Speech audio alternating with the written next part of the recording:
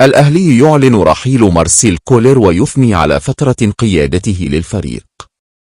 وجه النادي الأهلي الشكر للمدير الفني السويسري مارسيل كولر، مشيدا بما قدمه منذ توليه المسؤولية في سبتمبر 2022، حيث قاد الفريق لتحقيق نجاحات محلية وقارية لافتة.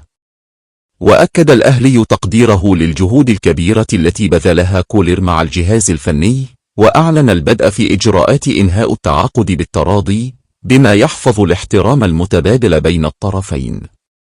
وخلال فترة قيادته للأهلي، تمكن كولر من التتويج بعدة بطولات كبرى، أبرزها دوري أبطال إفريقيا مرتين متتاليتين 2023 و2024، الدوري المصري الممتاز، كأس مصر مرتين، كأس السوبر المصري مرتين، كأس السوبر الإفريقي، المركز الثالث في كأس العالم للأندية 2023.